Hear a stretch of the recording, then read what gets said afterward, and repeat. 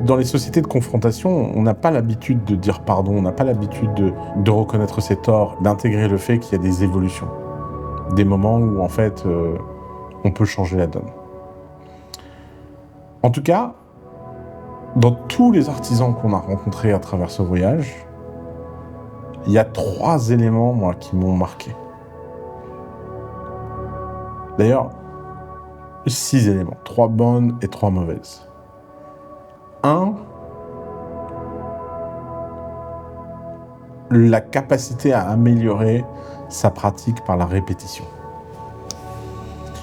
Beaucoup de gens me disent comment on fait pour écrire un bon email? Je leur dis écris plein d'emails. Comment on fait pour faire un bon site internet? Fais plein de sites internet. Comment on fait pour faire une bonne conférence?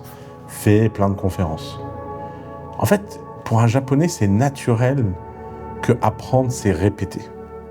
Ça commence par la maîtrise du geste. Le mec qui fait des sabres, là, il répète le geste. Pa, pa, pa. Et en fait, à force de répéter le geste, chaque geste devient plus important. On a une meilleure compréhension du détail, de la puissance, de la portée. Parce que la répétition crée des informations dont on ne peut même pas conscientiser. C'est parce qu'on répète des choses qu'on apprend des choses qu'on ne peut pas expliquer. Donc vraiment, un sens naturel de la répétition, quoi qu'il fasse des boîtes, qu'il fasse de la cuisine, qu'il fasse des sushis, il répète.刀を作るということで、その人の運気とかそういうものも悪い病気だとか悪い運気からも退けてもらって守ってもらいながら子孫が繁栄していく象徴として日本刀を作る。でもいざと命に関わるような時にはそれを武器として存分に武器としても頼れるものでないといけないんですけど、本来は武器として使わないでいられることが一番いい状態としてその神棚を祀って、で僕らはその神様の前で恥ずかしくない仕事をするということと、あとこの白い衣装も基本的には神様の前なので清い格好をしているというのもあるんですけども、白相続という意味合いもあって、命を懸けて刀を作るということで白を基調にした洋服を着て仕事をしているということを知ったんですね。でそれを知った時に僕は日本の文化として素晴らしいと思って、自分がそういうものを作れたらそれを何十年何百年で大事にしてもらえるようなものを自分が作れるとしたら素晴らしいことだと思って、それで刀鍛冶になりたいと思いました。 Est-ce qu'on l'adapte au propriétaire du katana? Est-ce qu'il imagine des katanas différents en fonction de ce qu'il imagine sur le propriétaire? 僕の場合は完全に注文されてその人のために作る形でしか刀は作ってないので、でも人によってはその自分が刀をとにかく作ってそれを販売を委託して作っていく人もいるんですけど、僕の場合は基本的にはその直接注文をいただいて、その人とのコミュニケーションでどういう刀が欲しいのかっていうのを相談した上で作っていく形が一番いいわけです。方がいるんですね。でお姉さんがいるんですけども、その方を自分が両親も亡くなって、で自分がそのお姉さんを一生自分が守らないといけない。で守るための覚悟をやっぱり刀を持つことでもってその心構えをしっかりと持ちたいっていうことで注文されたりとかっていうふうに、やっぱり特別な思いを持って刀が欲しいっていうふうに依頼してくれるお客様がいるので、そういう方と相談しながらその人にふさわしい一振りを作っていくということをしています。でその切腹が許される条件というのは、例えばですけど自分の家族が殺されてその相手を復讐として殺し返したりとかした場合なんかで、その殺した後に自分が相手の命も奪ってる責任を取るために自分がでもその自分の家族が殺されたっていうストーリーがあるので、だからそういう時なんかだったり、例えば敵の武将の中でも戦い合ってる時に敵とはいえ自分の国を守ろうと精一杯戦ってるので、必死に戦ってる姿を非常にいい戦いぶりだったりとかすると、戦争でその国の人が負けてその人が捕虜になったとしても精一杯戦ったことに対して敵とはいえ褒めるわけです。でそういう時にはただ処刑するんではなくて、その自分の配下に来ないかっていうことを言って、それを断られたらじゃあ自分の命を自分で止めてくださいっていうような形で、相手に自分の命を止める権利を与えている、相手を認めているような形の時に行われるのが切腹になります。Moi, je préfère qu'on me tue plutôt. Pour moi, me tuer moi-même, c'est une torture. Je préférerais attendre que le couperet tombe. Mais par contre, si je dois choisir entre me tuer moi-même ou que le couperet tombe et que toute ma famille est tuée, je préférerais me faire harakiri moi-même. Mais au début, je comprenais pas parce que je trouve que c'est une torture. Ça doit être beaucoup plus difficile de se tuer soi-même. Mais pourquoi le ventre? Parce que ça fait très mal le ventre. Si on a l'honneur, pourquoi on pas la jugulaire ou... オープンハートとかって言ったりとかして、心臓に心があるって考える人も多いんですけど、日本の言葉の中でもって例えば怒ることを腹が立つっていうふうに表現したりとか、すごい悪い人のことをあの人腹の中が黒いって表現するんですよ。で昔の日本人はお腹の中に自分の心があると考えていて、で最後自分が死ぬ時にそのお腹を開いて物理的にお腹の中を見せて、自分が嘘偽りを言っていないこと、自分の覚悟を見せるという意味でもって、お腹を切って時間がかかりながら死んでいくことも承知の上でもってお腹を切って死ぬという死に方を選ぶんですね。なので切腹じゃないといけないんですよ。やってみて初めて分かったんですけども、この仕事をやる上でもってずば抜けて得意な場所があっても、一番大事なのは、苦手な場所が一箇所でもあったらダメということなんですね。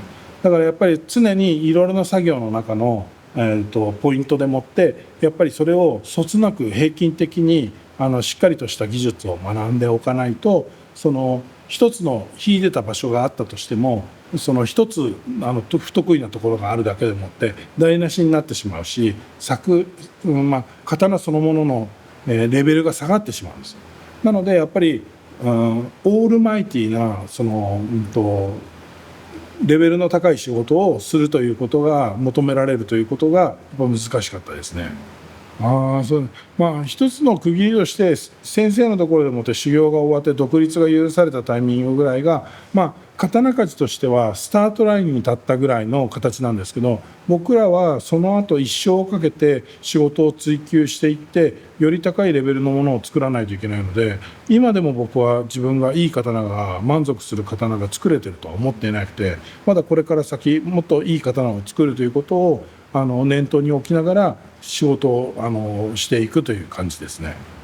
それを目指してやっていきますけど、でもそれが、人生の最大の目的ではなくて、やっぱり常に学び続けながら自分のレベルを上げる意欲を持ちながら死んでいきたいと思います。それはやっぱり僕は素晴らしい文化だと思ってるし、これをずっとこの先も1000年ずっと続いていってほしいと思ってはいるんですけども、でもやっぱりそれが世の中に受け入れられて、やっぱりこういう僕は8年間先生のところでもって勉強したんですけど、8年間の間にお給料という形でもってお金をもらったこともないんですよ。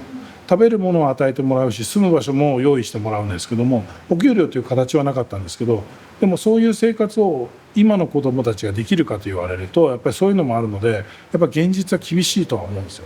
でやっぱりそれが続けていく人が減ってしまって、続けていけなくなったとしても残念だけど、でもそれも一つの、歴史の中の一つのページになると思うので、できれば残ってほしいとは思いながらも、どんどん刀鍛冶が少なくなっているのは心配ではあります。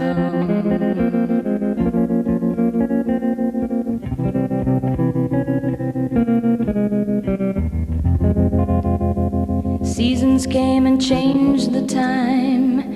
When I grew up, I called him mine.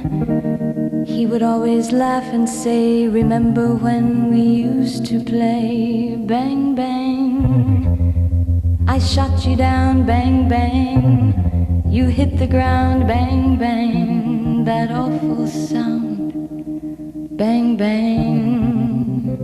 I used to shoot you down."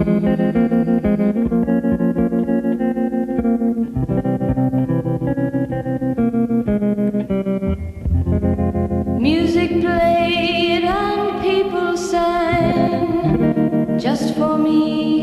church bells rang.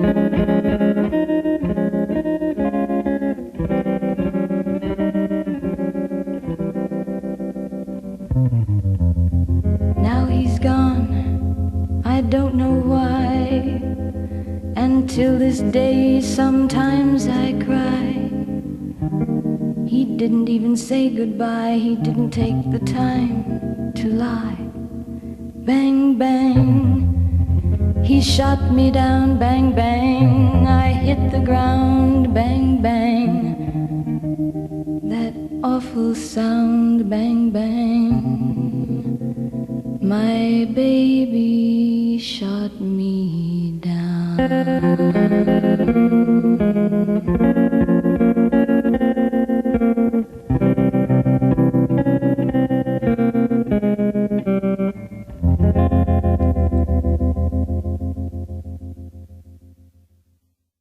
Cet homme qui a repris une entreprise japonaise et qui n'est pas japonais, et qui s'est marié à une japonaise et qui devient le chef de la famille, c'est extraordinaire parce que c'est toujours la même chose au Japon, très dur d'être accepté a priori, mais énormément d'acceptation face aux résultats. Et ça, c'est vraiment fascinant dans la culture japonaise. En France, on a le même niveau de scepticisme, mais on ne sait pas dire qu'on a eu tort. On ne sait pas finir par reconnaître. On reste dans son truc jusqu'à la mort. Alors que les Japonais sont capables de faire confiance à un étranger a posteriori. Évidemment qu'a priori, ils sont pas bien, ils ont peur, mais une fois que les résultats sont là, ils reconnaissent le fait qu'ils ont eu tort. C'est ça qui est fou, en fait. C'est cette capacité à faire des choses auxquelles ils ne croient pas et à souffrir, parce qu'ils n'ont pas le choix. Et ce qui est fou, c'est qu'il y a vraiment des milliers de toiles différentes en termes de design sur chaque rouleau. Ouais. Ça, c'est une partie de cette toile-là, comme celle-ci. Après, ça, Et c'est qui les fabricants de ces toiles? Alors, c'est des groupes japonais qui font importer de la soie. Et après, c'est tissé au Japon. Importer de la soie, parce qu'il n'y a pas de soie au Japon. Ils en ont, mais ça coûte très très cher et en quantité très limitée. Voilà. D'accord, ils importent d'où généralement? Alors, beaucoup de Chine et de Brésil. D'accord. Pour la soie, ouais. Ça, c'est une toile pour une ceinture de kimono, une obi. Obi. Ouais. Voilà. Donc celle-ci est très différente, avec un feuilletage doré à l'intérieur, tissé. À 80%, c'est que des livres sur les kimonos. Ouais. Donc il y a une qualité, quoi. Il y en a beaucoup. Hein. Je le prends à l'envers, c'est pas bon. Voilà, parce que on les lit comme ça, les livres ici.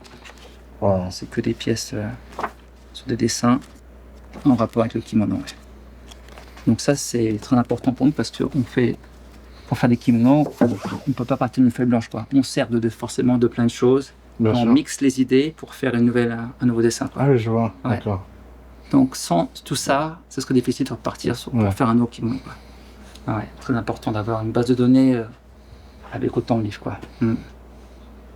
C'est magnifique comme collection. Ah oui, voilà. Et surtout qu'on ne peut plus les retrouver, c'est des vieux livres qui sont plus réédités, quoi. Là, on a des kimonos comme ça. Waouh. Ça, c'est une partie, mais voilà. C'est sans fin, créativité sur les kimonos. Carrément, ouais. Non, il n'y a aucune limite. Et les Japonais continuent d'acheter des kimonos? Ah, bien sûr, ouais. C'est pas un truc qui... C'est comme ça maintenant, quoi. Ça baisse, ouais. Ça baisse avec forcément... On va dire que c'est pas un achat primordial, quoi. Voilà. Il y a autre chose à acheter en premier. Et le pouvoir d'achat au Japon a quand même bien diminué depuis le Covid. Donc, ce qui fait que c'est pas moyen, quoi. Et beaucoup d'étrangers viennent acheter chez vous? Non.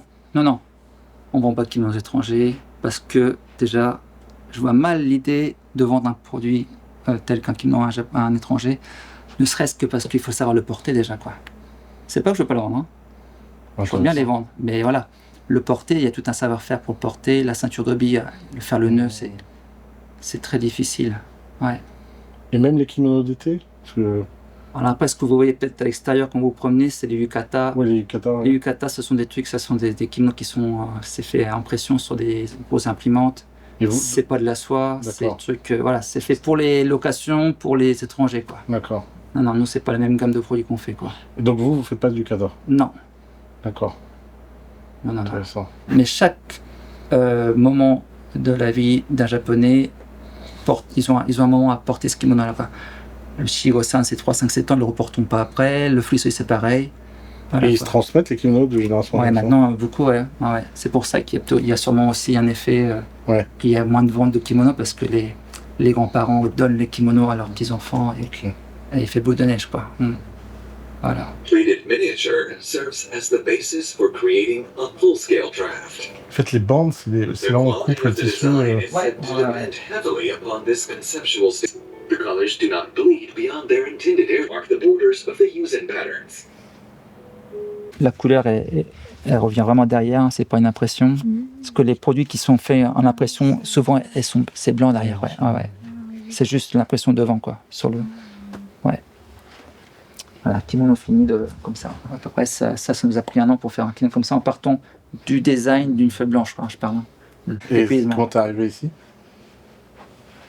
C'était en working visa, ouais, 1 an. Mais je veux dire, c'était quoi la raison Ouais, petit voyage, il n'y a pas vraiment d'explication. Je me suis dit, je vais T'étais fan partir. d'animé ou... Ouais, j'écoutais un peu de musique japonaise aussi, puis un peu le côté manga. C'est que tout le monde a eu à peu près notre âge. Moi, j'ai 40 ans, vous avez quel âge? Moi j'ai 39. Ouais. Ouais, on se comprend là-dessus. C'est un peu, voilà, le côté. Ouais. Le côté Japon qui nous attirait un peu, tu vois, sur le côté-là. Et bon, c'était un peu un petit. On va dire, comment dire. Bah, il y a 20 ans, ça devait être un choc. Parce que... C'était autre chose qu'aujourd'hui. Ouais. Ouais, Il n'y avait sûr. pas de smartphone. Enfin, ils se débrouillaient comme ça. Je me rappelle avec le petit dictionnaire dans la main pour chercher les mots. Ah ben, c'était ça. Hein. J'ose pas imaginer. Ouais. C'était ça. Hein. Puis moi, je parlais pas japonais comme maintenant je le parle, donc je partais de rien. J'avais juste commencé à apprendre les hiragana et les katakana pour l'écriture, mais c'est tout, quoi. Et puis voilà, dire bonjour, merci. Mais une fois sur place, on n'a pas le choix. Les Japonais ne parlent pas forcément bien anglais, donc tu travailles avec eux et tu n'as pas le choix, tu t'apprends, quoi. Ah ouais, t'apprends sur le tas. Mais c'est la meilleure solution pour apprendre une langue, ouais. Ouais. Ah ouais, carrément, ouais. Bah, il n'y avait pas de smartphone, quoi. Non. C'était à l'ancienne, mais une très bonne expérience. Ouais. Ah ouais, je recommande. Ça, c'est pour enrouler au fur et à mesure le kimono. Donc là, la dame, sur ce qu'elle travaille, pour venir voir la silhouette. Là, il y a 13 mètres de toile, juste 13 mètres de toile, là, qui sont enroulés. Et une fois qu'il est peint, elle bouge la toile pour passer à la partie d'après, quoi. Donc là, elle bosse pareil sur ce que je disais tout à l'heure, c'est directement, voilà, elle applique de l'eau sur la toile et peint directement sur la toile. Là, il n'y a pas de pose de litome, il n'y a rien. Là, il n'y a pas de droit à l'erreur aussi. Ouais. Il y a combien de gens qui peignent ici? On a à peu près une douzaine d'artisans. Ouais. Alors, ils ne sont pas tous là au même moment tous les jours parce qu'il y en a qui soit ils viennent bosser que l'après-midi, que le matin, ou soit ils prennent leur jour de repos. Mais, Incroyable. après, C'est magnifique, tu vois. Lequel? Alors ça, c'est les essais sur aussi. Voilà, on fait des essais pour les... Je vais vous montrer là les couleurs, c'est important aussi. Couleur jaune, rouge, violet, etc. Et rajouter une petite goutte de rouge pour faire là, un violet avec du jaune, etc. Tout est mélangé pour essayer de retrouver justement, ça c'est les couleurs, les codes couleurs qu'on a sur les commandes, quoi. Donc il faut qu'on a une commande d'un client et on doit refaire les mêmes couleurs que celle-ci. Mais j'ai toutes les couleurs à la main. Ouais, tout est fait à la main. Et donc, une fois la couleur qui est préparée, on redispatche à nos artisans et aux artisans à l'extérieur. Ouais. Qui font ça pour nous. Ouais. Mais voilà, ce qui est fait, c'est très important, parce que sans elle, il n'y a pas de couleur. Et qui dit pas de couleur, pas de travail possible. C'est vrai. C'est ça.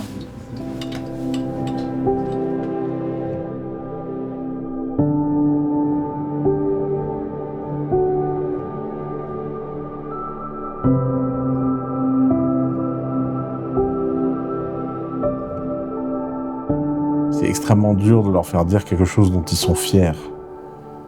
Parce que ils ont un rapport au marketing qui est très français pour le coup, et dont les entrepreneurs ne devraient pas s'inspirer, là, pour le coup. C'est que le produit doit parler de lui-même. L'excellence du geste va être reconnue. On n'a pas besoin de dire qu'on fait quelque chose de bien, parce que c'est évident qu'on est en train de faire le meilleur du meilleur.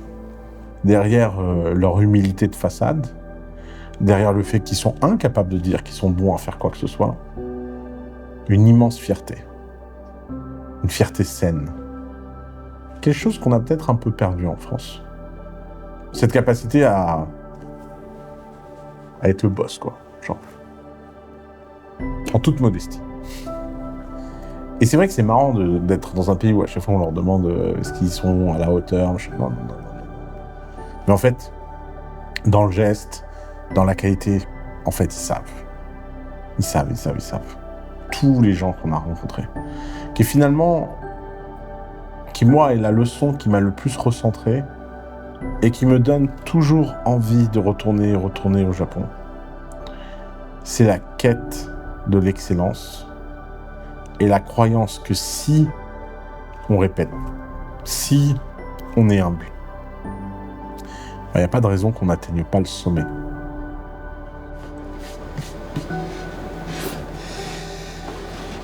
まあこの下地からなんていうんですかね、柄だけがこう浮かび上がってくるんですが、このままだとまだ、平らなので、なんていうんですか、立体感っていうものがないので、この茎の部分は茎の丸さ、葉っぱの部分は葉っぱに必要なこのひらっとした形っていうのを、まあ、イメージしながら今度柄の内側を、丸く角から落とすところから彫っていくんですね。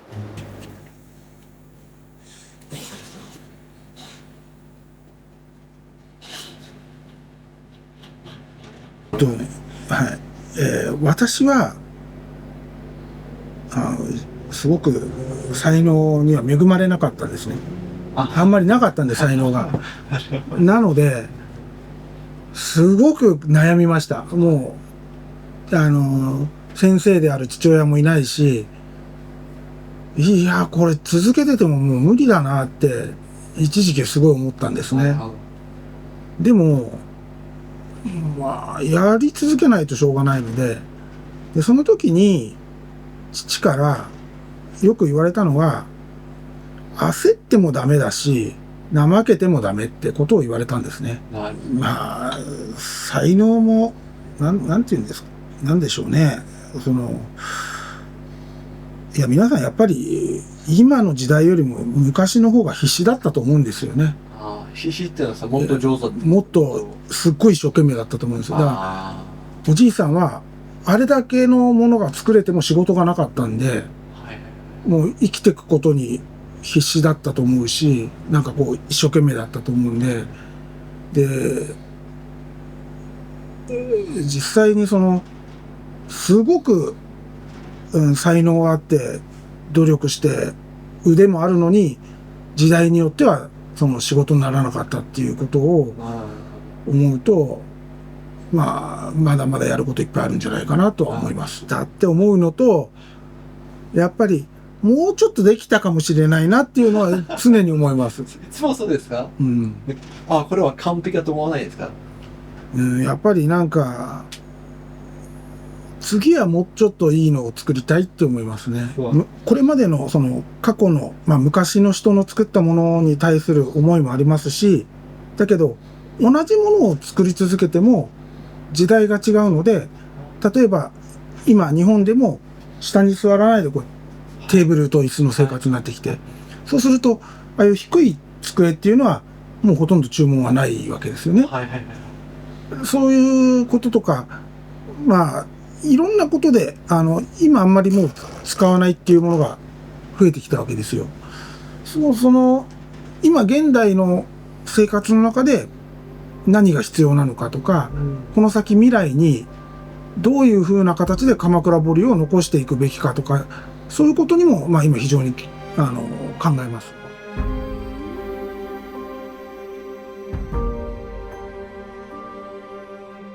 Devenir le meilleur, c'est un choix de l'acceptance de la souffrance individuelle, et que si on est prêt à souffrir, il n'y a pas de raison que ça ne finisse pas par fonctionner. Et donc, ça, quel entrepreneur n'a pas besoin d'entendre ça? quel entrepreneur peut se permettre de se dire...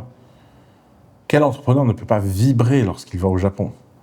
Quand il voit que chaque détail, chaque pièce, chaque mouvement, tout est fait, tout est pensé pour aller plus loin, toujours mieux. Et revenir au Japon, moi, c'est mon 13e ou 14e voyage, je ne sais même plus. Toujours être surpris par l'avancée, surpris par la différence, surpris par l'évolution, surpris par cette stagnante capacité à être la même chose, mais jamais pareil. Ça va? Ça va toi? Ouais. Bienvenue. Entrez.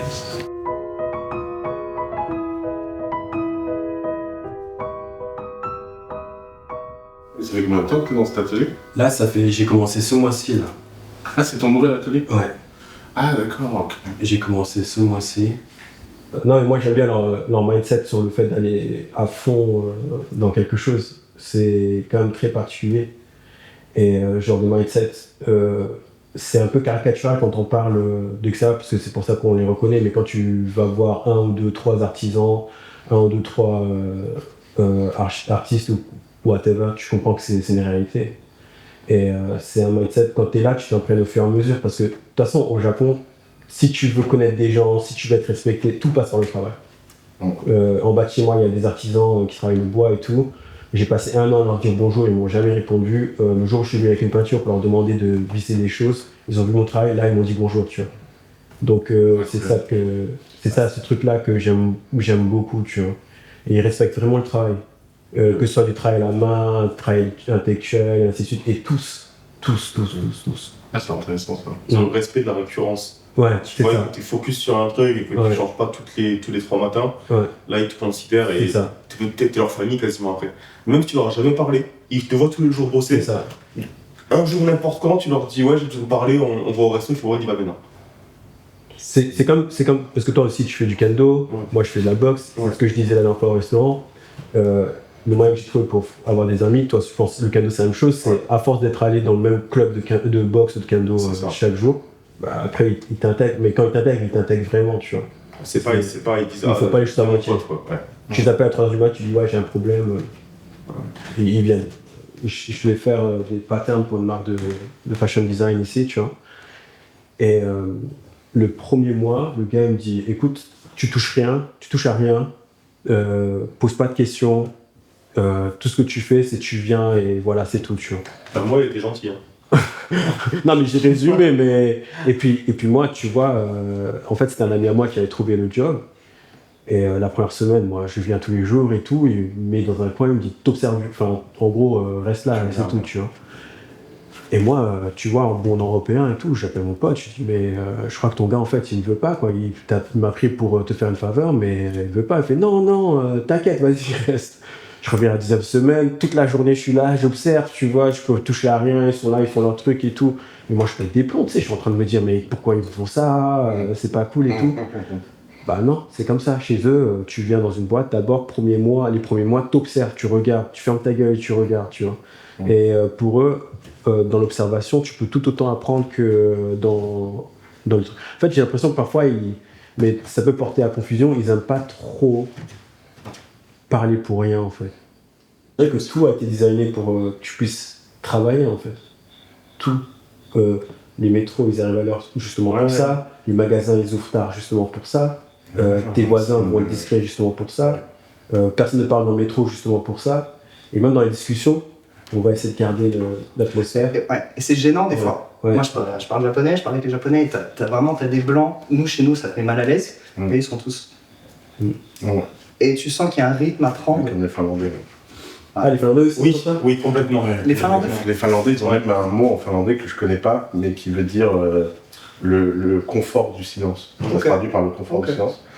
Et moi, j'ai fait un G20 en Finlande où j'ai eu des rendez-vous avec des Finlandais et je me suis retrouvé à une table.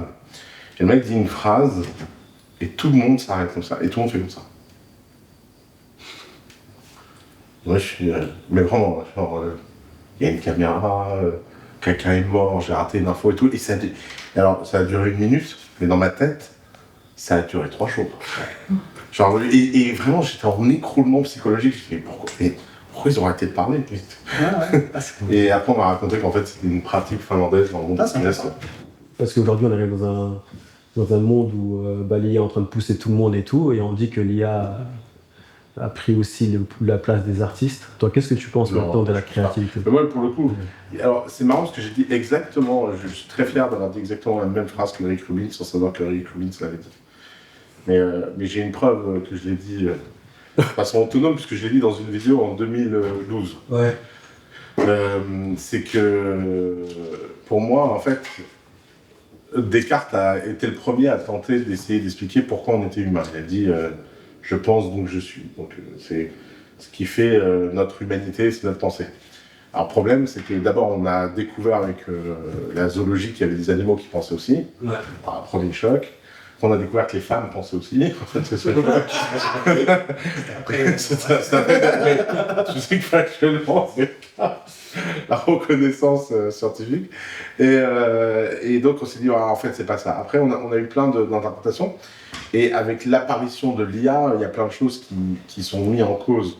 En fait, on se rend bien compte que l'intelligence est une commodité. Et donc, je me suis toujours demandé qu'est-ce qui faisait de nous des humains. Et il y a un truc qui est obvious, qui est devant nos yeux et dont personne ne parle, c'est le désir. En fait, le désir, c'est ce truc magique, inexplicable, qui fait qu'on a, à un moment dans la vie, que ce soit pour une femme, pour une œuvre, pour un travail, quelque chose ici, là, qui nous prend et qui est capable de nous faire quelque chose. Quand tu tombes sur des gens qui ont vraiment des désirs immenses, tu te rends compte que d'un seul coup, c'est comme si le monde entier se reconfigurait autour de leur désir. C'est ça. Et ce désir vient avec je sais pas trop comment dire en français, mais agency en anglais, l'autonomie, ouais, non, c'est pas vraiment le mot. D'ailleurs, c'est intéressant que le mot n'ait pas d'équivalent en français, mais vraiment, agency, c'est tu décides de faire quelque chose, tu fais quelque chose, tu prends le résultat dans tes mains et tu obtiens le résultat. Et je pense que le couple désir-agency, ce qui est marrant, c'est que par définition, et je dis bien par définition, une IA ne peut pas l'avoir. Parce que si tu imagines qu'une IA a du désir et du agency, elle est plus artificielle. Parce que ce qui fait vraiment pour moi la frontière entre la vie et l'artificiel, c'est justement ce désir et cette autonomie. C'est trop intéressant ce que tu dis parce que un de mes films préférés de Miyazaki, c'est Le vent se lève. Ouais. Et donc le héros de ce film-là, il a un désir de créer des avions. Et quelque part, il agit un peu comme un artiste parce que toute sa vie est faite autour de ça, même s'il doit se corrompre avec l'armée japonaise pour créer les avions qui vont détruire toute l'Asie, et ainsi de suite. Et il y a une réflexion que je me suis faite récemment, c'est en fait, derrière toute IA, il y a quand même un humain. Et même la création qui est faite par IA, il y a quand même un humain derrière. Bien sûr. Donc sans l'humain, il n'y a rien. L'IA, c'est juste un objet qui permet d'accélérer. Et c'est comme la question de l'amitié. On ne peut pas être amoureux ou ami avec une IA. Si c'est l'inverse qui est possible. Pardon ? C'est l'inverse, c'est pas possible. Enfin, il y a des gens qui sont amoureux des IA, mais les IA ne sont pas amoureux d'autres. C'est ça. Oui, c'est ça. Ouais. Mais en vrai, c'est tout le point du désir. Ouais, c'est la réciprocité qui n'est pas possible. Il n'y a pas de réciprocité, donc c'est pas le vrai amour, c'est pas l'amitié, s'il n'y a pas de réciprocité, c'est pas non, bien sûr. Et d'ailleurs, tu sais, en fait, je pense que beaucoup de gens sont inquiets de la disparition des choses, alors qu'ils devraient être inquiets de la reconfiguration des choses. Moi, je pense que le vrai danger de l'IA qui est devant nos yeux et dont j'ai pas vraiment la réponse, parce que moi, ça me paraît vraiment un japonais. C'est quoi le mot tout à l'heure ? Shogunai. Comment ? Shogunai. Je pense que c'est très shogunai. Ouais. Tant pis. C'est qu'en fait, on va revenir au féodalisme. En fait, les gens se rendent pas compte, mais la période moderne est un accident historique. Si tu regardes toute l'histoire de l'humanité, tu avais une configuration où tu avais 0,1% de la population qui faisait des choses intéressantes. Tu avais 0,9% de la population au service de ces gens qui font des choses intéressantes, qui donc sont... Ouais. Et tu avais 99% des gens qui n'existaient pas, dont la vie n'avait strictement aucun intérêt, ils étaient inféodés, etc.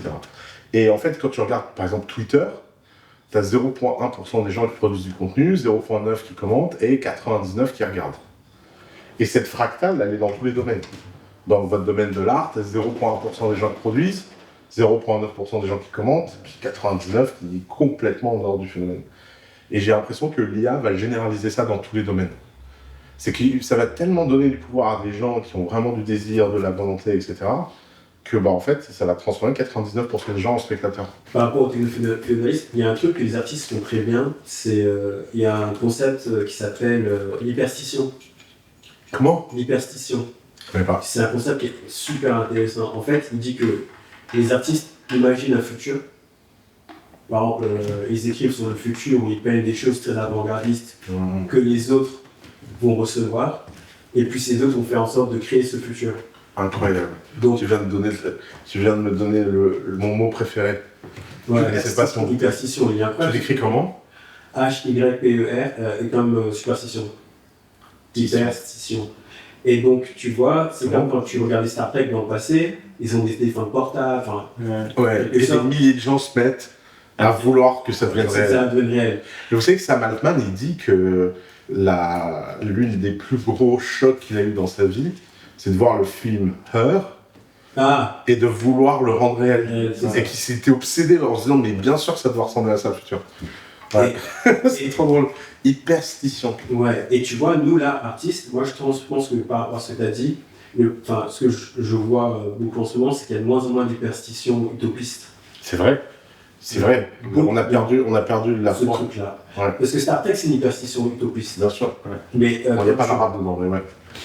Il n'y a pas d'arabe dans Star Trek. C'est la seule nationalité qu'il n'y a pas, et on a demandé au créateur de Star Trek pourquoi. Et là, pas sur le cul. Non, il a dit c'est parce que ça se passe dans le futur. Ah merde, le bâtard.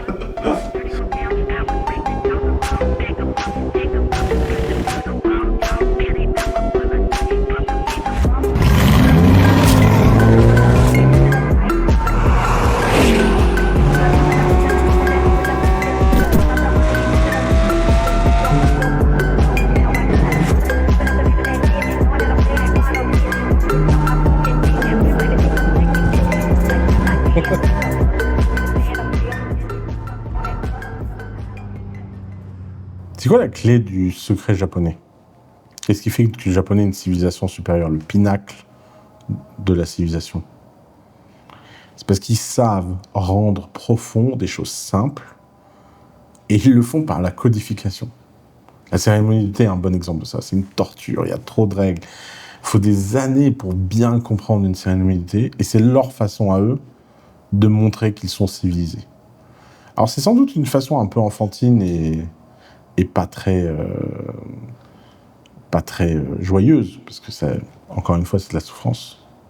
Mais putain, quelle beauté de voir quelqu'un maîtriser quelque chose d'aussi complexe dans un moment aussi simple et reconnecter avec la profondeur de chaque geste.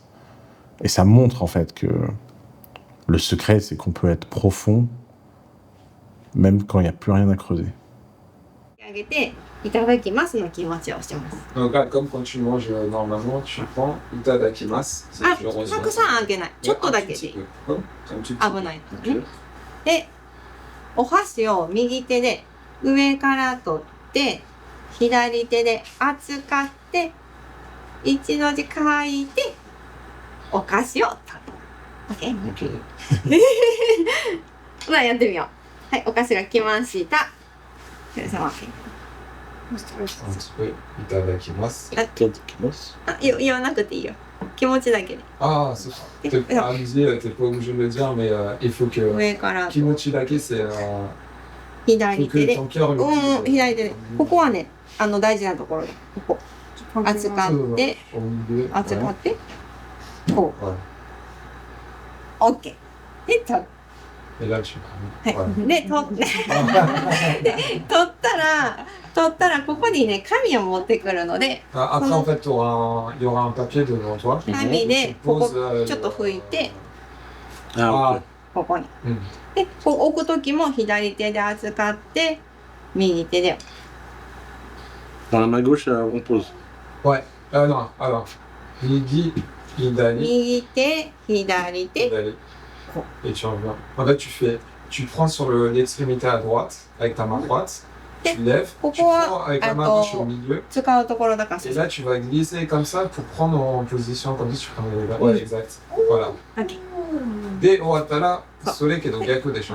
Et après, tu fais la même chose, tu mets la main gauche Voilà, et voilà exactement. Et tu reposes sur le ballon. OK, parfait. 刈り上げて。ね。そう、OK。ね。そう。お湯をそこからよそって、いっぱいいっぱい入れて。うん。で、ここに持ってくる。ストップって言うからね。On va te dire stop quand il faut. Et là? Ouais, tu. Ouais, super. まだまだ。いっぱい入れていいよ、これ。じゃあ、いっぱい。はい、OK。で、余ったのはそっちにもう一回。Tu remets l'eau du coup qui reste dans le bol. Là? Ouais. はい。で、うさまここで。 Et là, はい、ここでこうして置いて。 tu le poses. 置いて。で、うさまここでストップ。 Et tu fais comme si tu faisais stop avec ta main comme ça. Ouais. そう。で、そのまま下ろ Tu す。 vas baisser jusqu'à le temps de poser. Ok. Ok. はい、あとは左手で取ってこれを持って。 Ouais. Je prends la main gauche. Ouais. Ah, non, non, Non, je reste. Ah, tu le laisses sur. Ok. Et tu prends le petit fouet. Ok. で、そう。で、シャカシャカ。これは混ぜない。立てる。混ぜないよ。立てる。M 文字M でいい。M。Tu fais comme une lettre M en fouettant. Enfin, en fait, plutôt vertical. Un mouvement vertical. Et très. Voilà. Mais c'est super. Voilà. 頑張れ。 Il faut que ça mousse. うさん、見て。Attends, on va te montrer. 見てね。Non, OK。混ぜな pas い。 du tout la lettre L. 立てる。 Ouais, le plus simple, c'est de dire M. 上手。いい感じ。立てます。 Non. 美味しそう。立ってるよ。大丈夫。はい、OK。じゃあ最後はこのの字を書いて。La lettre. Le hiragana no. OK。で、ここに置いてくる。美味しそう。おー、できた。あ、じゃあ、はい。右手で取って、左手に乗せて。はい。 Et là, tu tournes. Un quart. もう一回。 Voilà. はい。で、正面がここにいたから、ここに置いてくる。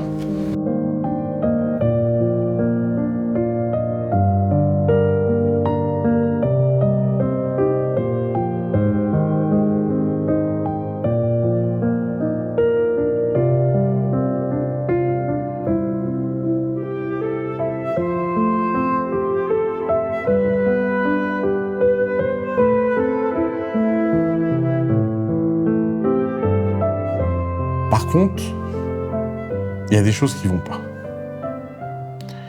Première chose, ce drama national de l'argent est très triste chez les Japonais. On l'a vu chez tous les gens qu'on a rencontrés. C'est incapacité à comprendre que le prix ne reflète pas la qualité. Alors je sais que en théorie, ça fait pratique. Les gens adorent qu'au Japon, tout soit pas cher. Mais c'est pas bon. C'est pas bon pour la prospérité, c'est pas bon pour l'économie, c'est pas bon pour tout ça. Et vous, en tant qu'entrepreneur, vous devez comprendre la différence entre valeur réelle et valeur perçue. Et vous devez comprendre qu'il n'y a pas de sujet moral dans le fait d'aller percevoir de la valeur. On a eu l'impression au Japon que les gens ne veulent jamais gagner d'argent. Que vraiment, c'est très très très compliqué de... On voit des endroits qui pourraient être beaucoup plus chers et qui ne le sont pas. Qui pourraient produire beaucoup plus de choses mais qui ne le font pas. Et c'est vrai que pour un occidentaliste, capitaliste, on se demande s'ils sont pas fous. Mais je serais très très intéressé d'avoir son point de vue par rapport à l'argent et l'importance de l'argent. なんかそこはビジネスが一番の目的になったら人に優しくできないと思うんですよ、僕は。多くの人が。でもこの街は人に優しくするとか自分のこだわりの商売をするっていうことがこだわりのものづくりとかをするっていうのが一番大事な目的であって、その次にこう暮らしていくために商売をしているっていう順番なんで、住んでる人も心地がいいけど、観光に来た人も多分それが一番心地いいし、我々はこれを崩すことなくこういい体験、いい街にしたいので、やっぱり一番の目的がビジネスじゃないというか、自分たちが豊かであることをより大事にできる、ホテルだったり街にしていきたいなって、その中で当然ビジネスなんで、ビジネスとしても成績を上げなきゃいけないんだけども、順序はそういう自分たちが豊かであることが優先されるっていう、それをすごく大事にしてますね。ちょっと国が違うので事情は違いますが、やっぱり働き方とかビジネスのあり方がこう変わってきてる時代っていうのは共通なんじゃないかなと僕は思ってまして、僕は政治も大事だけど、今この時代はこうビジネスで社会を良くしていける時代だと思ってるんですけど、より僕はビジネスの方が重要な時代なんじゃないかなと思ってるんですけど、宇佐間さんどう思うかなっていう。C'est une question très intéressante. En fait, philosophiquement, je pense que les gouvernements, le Japon et la France partagent des gouvernements omniprésents qui depuis des centaines et des centaines d'années sont des vrais parasites. Et parasites au sens même pas au sens le plus biologique du terme parasite. Ils ne peuvent vivre que par l'existence de tous ceux qui autour d'eux acceptent leur existence. Dans la société traditionnelle japonaise, la plupart des réformes du travail, du commerce, etc. ont toujours été faits contre les samouraïs, contre les shoguns, qui voyaient le travail comme quelque chose de déshonorant. Sauf qu'en fait, ils sont disparus et ils sont devenus pas adaptés au monde, parce que ceux qui travaillaient étaient ceux qui prospéraient. Et le travail et le commerce ont besoin de liberté, et les États ont besoin de contrôle. Or, pourquoi le business a un tel impact sur la société ? C'est parce que le business n'a pas le droit de se tromper. Le business est une méritocratie dans laquelle on vote par son temps et son argent. Si ce qu'on fait n'est pas de bonne qualité, les gens n'ont pas d'autre choix, peuvent avoir le choix d'aller acheter ailleurs. Si un État ne fait pas du bon travail, personne ne peut dire « Écoute, là, tu vas pas me payer les taxes, je vais pas payer les taxes parce que c'était pas du bon travail, monsieur le gouvernement. » Les taxes, elles sont dues que le travail soit bon ou mauvais. Et cette différence d'incitation entre la capacité d'un business à survivre que parce qu'il fait du bon travail et la capacité d'un État à survivre quoi qu'il arrive, crée en fait une guerre invisible entre les gouvernements et le business. Et c'est pour ça que le business a un impact si direct sur la société, parce que c'est vraiment la forme de démocratie suprême. すごくこう正しい人であってほしいって要求されることが多いと思うんですよ。こう知ってる人が増えると、なんかこうまっすぐいてほしい、誠実でいてほしいと思われたりで、僕も多少こういう仕事をしてるとそういうふうに求められることは増えてきたし、僕自身が目指すビジネスの理想もそういう正しいことをしたいとは思ってるんですけど、ただそもそも好きに生きたくてこう経営者してるんで、なんかゴールはすごく正しい世界だけど、今頑張ってる動機はもっとかっこいいことしたいし、そのかっこいいことが今は社会を良くすることが自分にとってすごいかっこいい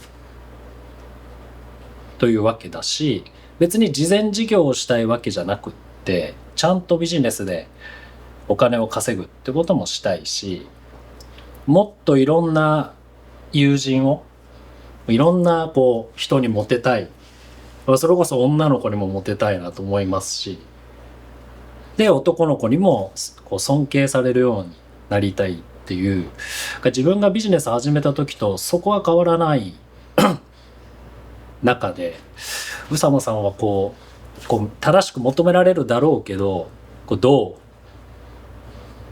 ういうこう欲求でというかエンジンで好きに生きてるのか。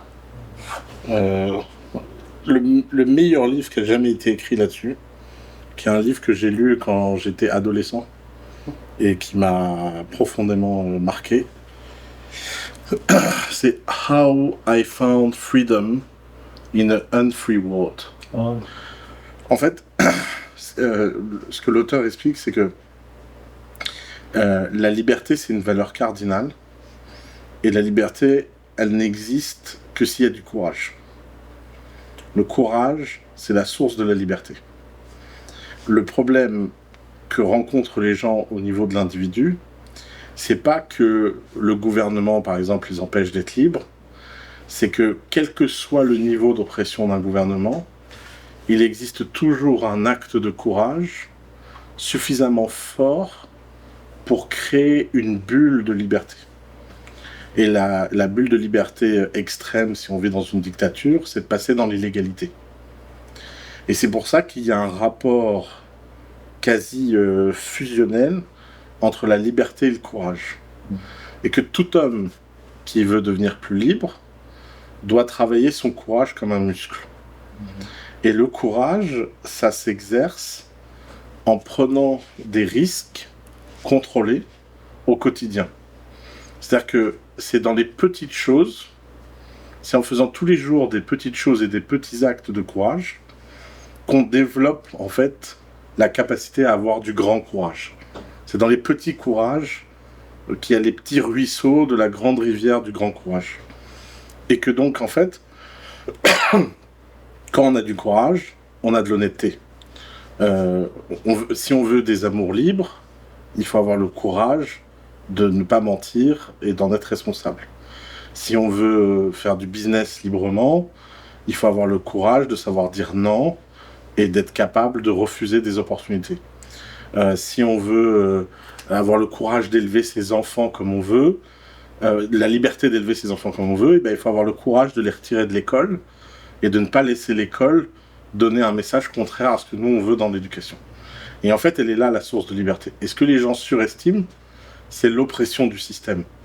C'est que quand on est vraiment courageux, en fait, les gens nous ignorent. Les gens libres sont marginaux et tout le monde s'en fiche.